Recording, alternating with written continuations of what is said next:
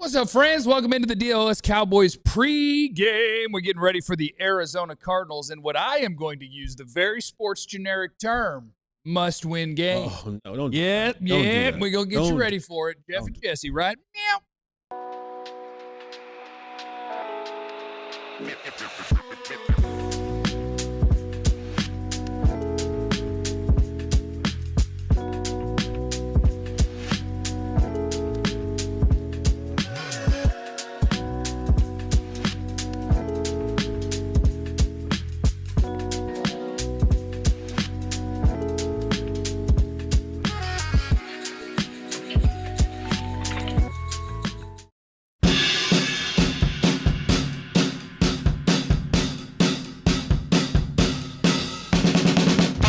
Saddle up, folks. It's time for the DLLS Cowboys pregame. As the Dallas Cowboys are taking on the Arizona Cardinals at AT&T Stadium, and we dodged one, fortunately. There was no way they could win if Kyler Murray played, because Kyler Murray's never lost in that building. But they're going to play Jacoby Brissett instead, whose record I do not know in AT&T Stadium. It might be possible that he's unbeatable in AT&T Stadium, but I don't know that. So I'm not allowed to be scared of it. We get you set up for everything, including the latest on the Cowboys trade rumor Rooskies. Everything you need to know before we kick off right here. My name is Jeff. Cavanaugh! It's Cavanaugh. So I'm right next to former Cowboy wide receiver Jesse Holly. Oh, Jesse Holly went 77 yards. It must be a reality show. I'm excited about life. You ain't got no shout out? Not today. Shout out? No shout offs today. You want me to check birthdays, see if there's anybody I'm dedicating the show to? Yeah, whose birthday? Is anybody? What's today? Is November 3rd. 3rd. Should I dedicate my performance to Kendall Jenner? Sure. See if there's a better option. Dolph Lundgren. Okay. Ivan Drago. Yeah. We'll dedicate it to him. Drago. Settle on that. If he dies, he dies. Yeah. We do that one. All right. So it is Cowboys and it is Cardinals. And yes, Jerry Jones was talking today on Sirius XM radio about what the Cowboys got cooking and has said that the Cowboys have made a trade. Already? Now, until I saw the follow-up words, I thought maybe he meant like we made one earlier. Micah. Yeah. Like we made a trade for Kenny Clark. We made George a trade Pickens? for George Kyler Elam. Yeah. Kenneth Murray. We've made 4 trades before the deadline. But his wording says, no. We've made one. We could possibly make 2 more. And I'm going to wait and let you read about that when we send the papers in tomorrow. Unless he means send the papers in on the 2 that we haven't made, and he is talking about the Micah Parsons trade, which I don't know. But Jesse, I'm prepared to call this the must-win. I'm breaking out must-win phrase today. I wouldn't fight you. I wouldn't fight you with that. This is one of when you think about what's coming ahead and the team that they have to face ahead with. Whatever trade that Jerry's talking about making, I don't believe is going to be big enough to positively change this defense in such a way that those teams that are coming ahead should worry. So losing a game like this or against the Raiders, need them both, can definitely pretty much sink your ship for the rest of this year. So I'm going with the very generic sounding must win for this reason. Jerry says they've made a trade. Mm-hmm. But even in his own quote, he says, I'll let you read about it when we send the papers in tomorrow. Which means whatever it is isn't actually done. Right. Because the paperwork is not in. None of the beat reporters who follow the Cowboys and are the best at this, like Clarence Hill, are saying, hey, here's who the Cowboys are trading for. Right. So far what's happened is the exact same thing that happened with someone else. And that deal never got done. Because Jerry just shook somebody's hand and thought he had a deal. Right. Or said some words and thought he had a deal. And so if this trade doesn't happen, I think if you lose to the Cardinals, at least in my mind, now you're at 3-5-1, and whatever Jerry's talking about, I guess he can't after the way he talked about the last time this happened. But I'd be like, nah, we're not going to make whatever that trade is. If I get to 3-5-1, and then I got the Raiders, who I think I can beat. Then 3 games in 12 days, and those opponents are Philadelphia, Kansas City, and Detroit. Good luck. In my real brain, I'm thinking, nah, if you guys get it together and we make a push, so be it. I'm not throwing away anything to help y'all. So I think you win this one. Then Jerry wakes up in the morning and breaks out the fax machine and sends in that paper. Fax machine. You don't think Jerry's faxing it? Fax machine? Jerry's faxing it. Wow. Jerry is 100% faxing Dial-up internet? I think he's got good internet. Okay. I think he's got a good relationship with AT&T. I thought he still had the dial-up. I thought he had the dial-up. But because if you lose this game and you're 3-5-1, whatever he's doing that is probably incrementally to improve your defense, right? Is there a point? I think it has to happen for the sake of saying that, one, that you said it out loud, and then two, you got to give your fans one of those, here, man, damn. Like, Jerry's good for here, man, damn. Yeah, he liked that. You know what I mean? And that's what leads me to believe that this particular trade isn't the one that most people are looking for it to be, like the Max Crosby level or the Trey Hendrickson level, because that doesn't stay quiet for too long. What if we set the expectation that is what it is, and that's what we demand? That way people will be mad at Jerry if it doesn't happen. They're going to be mad regardless. Cowboys are trading for Max Crosby tomorrow morning. No, they're not. Tomorrow afternoon. No, they're not. Yep, Max Crosby. No, they're not. You heard it here first. And there will still be a fraction of there are a fraction of fans that like love Jerry Jones and think he's doing an absolutely great job. Like, I see it all the time in my timeline. They out there. They are out there. They out there. So no matter what he does tomorrow, there's still going to be a group of people that are still like, this is my team. Yeah. No matter what, die hard till I die. And unfortunately, Dro knows in the chat. He said Jerry using carrier pigeons could be a raven. Game of Thrones. Tie the trade to a foot and fly him off to where's that league office in New York? It's a long flight. It's a long flight, and birds don't usually go that direction, so he may have to fax. Especially not this time of the year. They're going. Yeah. Not right now. They're not going the other way. Yeah. And I do want to apologize on behalf of both the Disney Corporation and Google. Is that the proper parent companies?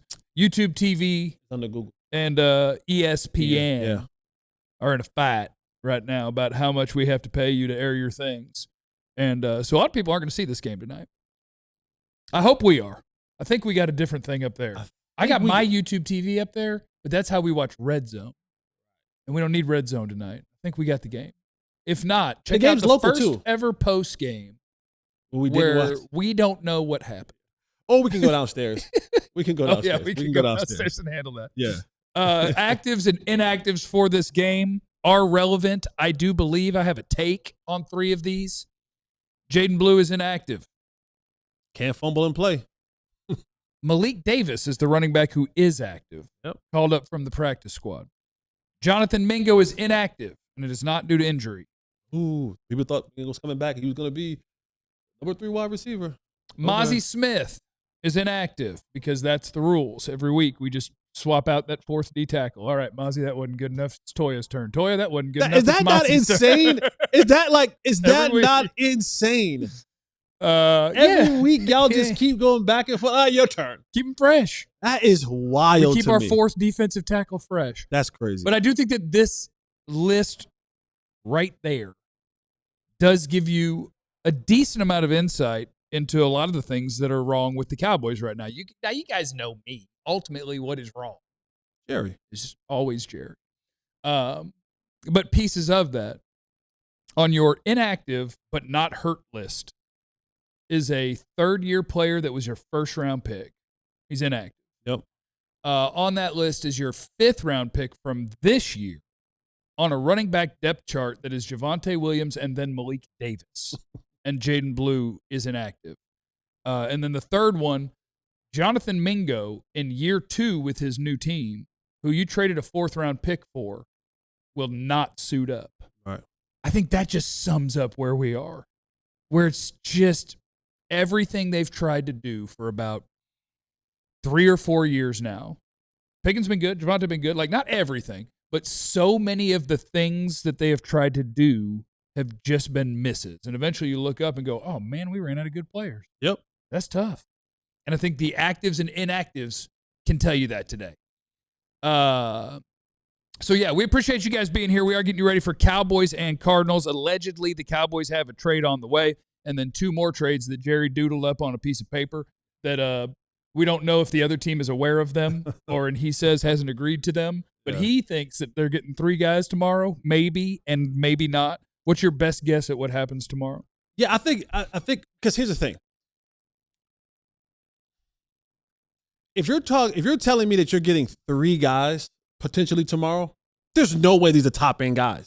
I think it's Jeffrey Simmons, Max Crosby, and Minkah Fitzpatrick. Okay, sign me up. That's what I think. Sign me up. I'm a believer in Jerry. If you're getting 3 picks potentially tomorrow, that tells me that's a bunch of Logan Wilsons. Come on, and and even when you had to say Logan Wilson like that because you could have said Logan Wilson. Because Logan Wilson is on a defense that is either equal to or worse than ours. Yeah, I think technically they're worse. And he's not getting snaps on that defense. That's okay. He can play here. Like, that's the thing. It's like, play here. You're not getting snaps on a defense that's worse than the one that you're about to come to. Yeah, but I'm not calling people by name these days, but we got, you could play some middle linebacker snaps for us, Logan Wilson. Yes. I think. I guess. Maybe. I think. Maybe. Yeah. Now, we do get the return of Cowboys center Cooper Beebe today. Important. Do you think that matters? It does, because coming into the game today, I learned that Walter Nolan, who was the Cardinals' first-round pick, he's being activated tonight, and he'll play his first game. And you and I were sitting down, and I said, "Well, give me the scouting report on Walter Nolan," and your face lit up. I loved Walter. Your face lit up. I thought he was a legit option for the Cowboys to pick 12th, and this will be his debut, right? Yes. Like, he's been banged up, and now he's going to get to play NFL football.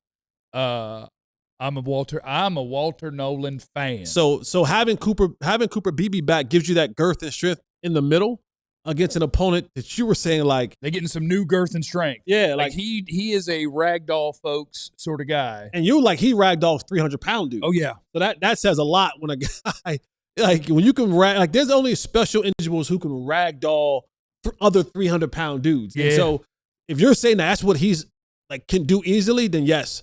Getting BB back will definitely make me feel good about him being there. Clarence Hill is in the building. He's out at Jerry World, and he's also in the building as in on this show. And we say hello to the greatest beat writer in the history of the Cowboys, Clarence Hill. What's up, Chill? Mugaletta.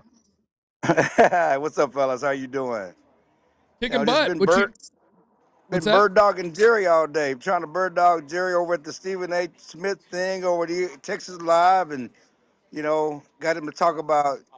Surprised he would announce that they would made a trade, but if you heard him and all the things he said, he was unplugged, talking about how he stirs up drama and continue to take shots at Mike. It's funny because Cowboy fans want to stop talking about Micah, right? That's all you hear on Twitter. Stop. He's good. Mm-hmm. Didn't put it on Do Not Disturb once again. Yep. That is Clarence Hill, who is not aware that Do Not Disturb is a setting on the phone and not silencing your ringtone. Oh, there's Clarence. Hey, Clarence. I swear no one's called me, so I don't know what happened. I'm sorry, Jesse. I've got no disturbances. No one's called me. But I don't know what you guys heard me say. I just said I had been bird dogging Jerry over at AT&T. At the Stephen A. Smith show, certainly all morning. It's been a long day. I've been over here at the complex Texas Live AT&T Stadium until like 11 this morning. And I came straight to the stadium for sure. But Jerry was unplugged today, and most fans, if you have seen on social media, want us to stop talking about Micah Parsons, right? He's gone. Why are you still talking about Micah Parsons? Jerry won't stop talking about Micah Parsons. He won't stop talking about Micah Parsons. Certainly, he took a chance to rip him today about laying on the down at the game, and certainly called out his leadership, and certainly when you look at the fact that they need to make a trade, and their claims that they've made a trade and are trying to make 2 more. It's about fixing the defense, fixing the pass rush that's been broke since they traded Micah Parsons. So, Clarence, who are the Cowboys trading for? And if since Jerry said the paperwork goes in tomorrow, what are the chances that whoever he's agreed to something with backs out of it and then he attacks their character for a couple of months? Yeah, I just wonder if it's a handshake deal. Is it a meeting of the minds or is it really a trade? Because because it's not done yet, right? Because that deal is not done yet. It's not, as he says, it's not consummated yet.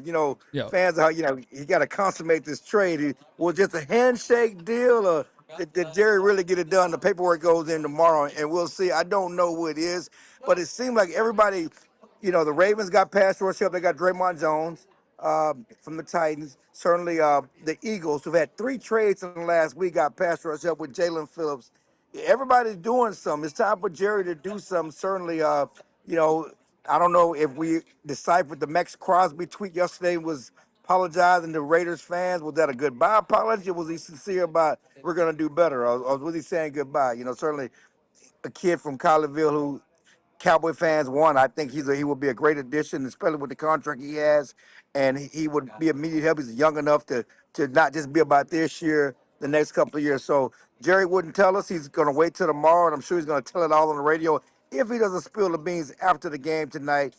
Kyler Murray, he will remain undefeated at AT&T Stadium because he's not playing, although the Cardinals may be better off. They may be better off without Kyler Murray. Yeah, I've always said anybody who went to Allen High School. Oh, here comes the hate. Questionable. Here comes the hate. Anybody that went to Allen High School. Questionable. I mean, probably don't want to associate with. Clarence, have a great night. We'll see you in the post game. All right, thank you guys, man. All right, see ya. Yeah, don't trust anybody that went to Allen High. I tell you that. That school just. Thank you, Kevin Gray. How about them Cowboys? About to win by 60 tonight. That's not my official prediction. It's my temporary prediction. 71-11 is the way I've got it. But coming up next on the DLLS Cowboys pregame, we'll get you set everything you need to know before the Cowboys kick off against the Cardinals. We'll do all that, and it's next on the DLLS Cowboys pregame. First, I'd like to encourage you to sign up to be a diehard. It's not very difficult. There's a QR code on your screen. If you're watching on a different channel, perhaps My Little Tiny Person YouTube page. You can see that thing there, and it is to be a diehard for DLLS. It's alldlls.com is the website. And when you sign up to be a diehard, you are supporting us, which is great. We've got you covered with 5 days a week. Shows about every one of your local team. And we are growing. We're going to have more content coming for you. And when you're a diehard, you get access to lots of different things. Number one, you get to pick a t-shirt from the merch store, and you get to get that bad boy for free, And that's nice. We got some ones that you might want. I got this hoodie, which I hate to break it to you. This is not a t-shirt. So you can't get it for free, but you get one of them t-shirts, and then when you're a diehard, you get 20% off merch as well. Get your first one, you say, bang, I'll take that one. And then anything else that you want, you get 20% off that and events. You get into our Discord. You get all of our premium diehard content, all of those things. I also want to shout out to our friends at Prize Picks. I got to get about 50 different picks in tonight. That's what I like to do on Prize Picks. All you got to do is look at any player and say, I believe that stat, he's going to have more or less, whether it's touchdown passes, rushing yards, carries, completions in the first 10 attempts, a WNBA player rebounds, an NBA player assists, whatever it is, you just say so-and-so is going to have more or less than those projected stats. You get those picks correct, and you get the monies. It's the best way to get action on football in more than 40 states, including California, Texas, and Georgia. I love my friends at Prize Picks. It makes me very interested in things that I might not have been otherwise. That's what I like. Download the Prize Picks app today. Use the code DLLS. You'll get $50 in lineups after you play your first $5 lineup. That's code DLLS to get $50 in lineups after you play your first $5 lineup. Prize Picks. It's good to be right. And of course, here in the pregame, we have to get you our Prize Picks of the day. It's what we like to do. It's our pregame picks presented by our friends at Prize Picks. And I'll be cooking on this one. Dak, more than 268.5 pass yards. We're playing at AT&T Stadium. They're averaging 40 points a game here, okay? Dak's going ham. Jacoby Brissett is also going over his number. By the way, it is Jacoby Brissett's first start at AT&T. Oh, he's undefeated. He's never won a game here. I've got Jacoby Brissett having more than 238.5 pass yards until the Cowboys defense prove they can do literally anything I'm not going to pick them to. And Trey McBride to score a tutty is what I'm going with. Ali, Dak, less than 0.5 interceptions. Got him throwing none. George Pickens, longest catch, more than 24.5 yards. Trey McBride, more than 7 catches. And the man of mystery, John, who crushed it last week. Dak, more than 1.5 passing touchdowns. Javonte, more than 60.5 rush yards. And Trey McBride's longest catch, more than 20.5. That's probably pretty safe. Ali saying hi to us from AT&T as well. Hello, Ali. And now we go to a man with a board as Jesse Holley, former Cowboys wide receiver, is going to show us some of the incredibly cool things that Clayton Adams, Brian Schottenheimer, and this Cowboys offense have been up to. Appreciate that, Jeff. Black man at a blackboard. What I want to show you guys today is just the creativity that Brian Schottenheimer and Clayton Adams and company have brought to the Cowboys. Now, we know defensively, we get it. We all understand defensively that the Cowboys may not be doing so well. But the Cowboys offense has been the highlight of the Cowboys season, one of the top offenses in the entire National Football League. Dak is playing at a high level. You bring George Pickens, you have CeeDee Lamb. Of course, Javonte Williams is running the ball tremendously, and at home at AT&T Stadium, they're scoring over 30 points a game. But I want to go to the board, and I want to show you some things that I have been around here for a long time, and I have not seen some of the things that they've been doing, both on the offensive line and in the route concepts. And so they've run this play a couple of times, and one of them resulted in a touchdown to George Pickens, and the other one resulted in a long catch over the middle for CeeDee Lamb. But I want to show you something that they're doing up front with the offensive line. So you'll see this formation right here. And what they're doing is they've run it a couple of ways. You have the fullback in the backfield. So they'll motion this fullback down to this position right here. So what you've now had is 1, 2, 3, 4, 5, 6, 7 blockers. We like to call that with 7 blockers, plus using the back out of the backfield to be kind of a safety net as well. What he's doing is that max protection, right? This is saying, Dak Prescott, we got you covered on all angles. And what they're doing up front on the offensive line is they're having a tight end kind of just blocking in this area, block down, and then they've run it with the center and they've run it with the guard.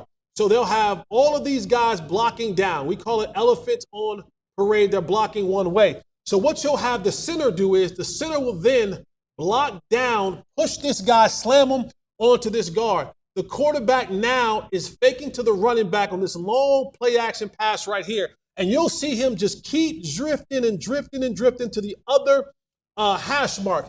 Now, your receivers on the outside, you'll have CeeDee Lamb. He's running what we call a deep over, right? So he's going here, and he likes to go under number 1, over number 2, and he's coming across. Right now, what he's doing is he wants to hold this backside safety's eyes. They're passing this thing along, so this safety will see it, and they'll pass it along to this free safety. George Pickens, who's playing the X receiver, he's now taking what we call a must outside release. Why do you say a must outside release? Because I want this cornerback eyes to turn toward the sideline so that he can't see this guy coming over in this area. George takes a must outside release, and then now he's headed up the field on this route right here. What they have Dak doing is he's rolling out this way, and he's setting up on the opposite hash. Now, here's where they get a little tricky. They'll have the center block down, and then once he blocks down, the center then will spin back out and pick up any guy or any defender that is coming to this side. Now that gives Dak all of this protection, guys protecting his backside. The running back is holding the linebacker on this side, and now he's able to deliver this pass either up here to George Pickens, which he did in the Jets game for a touchdown, or he can deliver the ball here to CeeDee Lamb coming across with all this open space over here like he did in Denver for a big gain and almost a touchdown. These are some of the things that they're doing. They've also motioned from this side with the F to it. They've also used the guard to do the same thing. Block down, and then the guard is the one that spins out. It gives him the same protection. It gives Dak Prescott basically max protection, and now he has time to set up and throw the ball to one of the best 2 wide receivers in the National Football League for big plays. It is these type of plays, from upfront blocking to the play calling on the back end to allowing Dak to roll out and then throw back to the other side of the field, that has got the Cowboys offense as one of the best offenses in the National Football League. Jeff, they're going to need every single bit of plays like this tonight to win against the Arizona Cardinals at home, because they cannot, and I mean cannot, afford to lose this game tonight. They're at home. They scored 30-plus points there. Tonight needs to be creative from Brian Schottenheimer and from Clayton Adams. A 40-burger is a must, because this defense for the Cowboys may not give them much. This offense has been holding it down. Back to you, Jeff. That is the greatness of the education. I'm calling that some no ball better university. That's a little KBBU. Or it could be the man at the board, if you will. A man at the board. And we love it. So Cowboys getting ready to take on the Cardinals. Some of the matchups that I think can help determine the outcome of this game. The Cowboys offense is going to have to score points. You may disagree, and I would love to disagree with myself. But until the Cowboys show me that there is a heartbeat on this defense, I assume that Jacoby Brissett will have himself a nice little day. Just a matter of which wide receiver is going to have a career day. And so the Cowboys got to get it going. And you see some of the numbers there. The Cardinals offense, which Okay, so I hadn't actually seen those numbers, but I agreed with Clarence when he said what he said. It's a weird thing to say about a quarterback who is highly drafted, highly compensated. I'm going to do a little pocket watching there. The man from Allen. Can't trust men from Allen, Texas. I think in a lot of ways they operate better with Jacoby Brissett at quarterback, and that's not good when your franchise quarterback is out and a journeyman kind of does a better job. But the Cowboys, you can talk about Kyler's record all you want. The Cardinals' offense, I think, is a little more potent, especially in the passing game, with Jacoby Brissett running. And they will. They'll run a lot more play action because Jacoby Brissett will go under center. Kyler Murray likes to play wide open, shotgun. Yep. And so it looks a little bit different. Now, Cowboys, one of the jobs that they do have to get done in this game, according to me, Jesse Holley, is I do think that Josh Sweat has got a little something as a pass rusher. Okay. Generally speaking, he'll be on the right side of the defense for the Cardinals, which means he would be against Tyler Guyton and whoever wants to help over there. And Baron Browning's not a bad pass rusher either, who the Cardinals got from the Denver Broncos, and he rushes from the other side. Calais Campbell is in the middle. He is 40 years old, and if he's not, he's 39. It's close. That man, the fact, what you go through as an interior defensive lineman in an NFL game, much less season, much less, I'm just guessing here, 18 of them, if he's 39, probably came in the league around 21. Probably 15 to 18 years in. And that he's still going is insanity. But your belief that Tyler Guyton and Terrence Steele can hold up against a couple of, I would just call them, all right, pass rushers. You've shaken my confidence a little bit with the Walter Nolan scouting report that you gave me. First game back, he'll probably play 10 snaps. But I don't trust Tyler Guyton at all. Right? I've seen countless players over and over and over again whoop up on him. I don't trust him. And again, teams look at that, and some of these guys, they get up to go up against a Tyler Guyton and say, can we whoop on them? Can we beat them? A Terrence Steele. So this is going to be another one of those games where you gotta bring help over there. This is not a game where you just want to let Josh Sweat get going. I don't want guys to get going. Like, let's just shut it off now, get it done early, establish the run so that these guys just can't tee off on the establish the run. Yeah, man. Yeah. Establish the run, bro. You go say that to George and CeeDee's face. Let me fix that. You go say that to CD and George's face. There you go. I'm glad you said it the right way. But you establish the run, and again, that's how you get to the light boxes. That's how you get to the secondary playing playing down in the box. And now that you have that, I like that matchup all day long. But Tyler Guyton, man, he is not good at football. Whoa, man. He's not. And anybody can kind of get some against. I need Tyler Guyton, if he's listening to this. By the way, you see what Marvin Harrison said? Yeah. Senior? Yep. Which I got to tell you, I respect. We respect. Don't you go in this by yourself, brother. Marvin Harrison said he don't even like watching the Cardinal game. He's like, that offense, it's hard for me to watch. I don't like to watch it. Sometimes I don't watch it. And he's talking about his son's football team. And in a lot of scenarios, I would be like, man, that's weird. But in this case, I just want everybody to know I respect the Harrison family. We respect the Harrison brother. You family. You go at this thing by yourself. And so whatever he thinks, I think is valid, and I think it's a good point. I think he's talking about this offense run under Kyler Murray. Honestly, I do. Okay, I do. I can see that. And a lot of people have talked about the Cardinals are kind of the relationship is growing sour.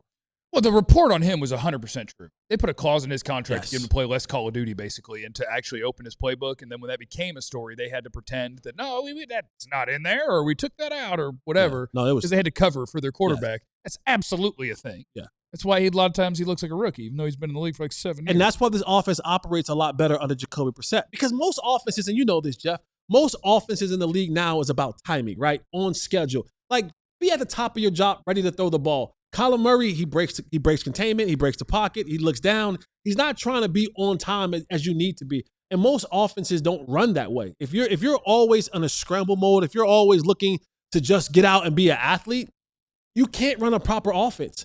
The reason why you get sacked so much because offensive linemen, they understand that they have a blocking scheme, and they're like, all right, he's supposed to be here. Yeah. And all of a sudden, Kyler has broken containment, and now the offensive lineman is set inside, Kyler's outside, and now the guy's chasing him outside, or vice versa. And so with Jacoby Brissett, you still get some athleticism with him, But he's not looking to scramble and break the play down. He's looking to take his drops, get on the center, play action pass, and deliver the ball to the playmaker. Game prediction? Yeah, I don't trust his defense at all. I don't think they have an answer for what's happening outside in Marvin Harrison Jr. and more specifically Trey McBride. I think Trey McBride has a big, big game. I have the Cardinals winning this game. I think I said 30-26. 33-26 Cowboys, and Brandon Aubrey breaks Little's record that was set yesterday. 69 yards. Before halftime. 69 or 70 coming at you right before half. Sexy. Because we'll have to kick a really long field goal because they'll burn timeouts early in the half for no reason. Enjoy the game. We'll see you in the post game. Remember, you have no idea what anybody's going through. Be cool to everybody. We love you. Be easy. Eliminate the contingencies. We all silly like the mayor.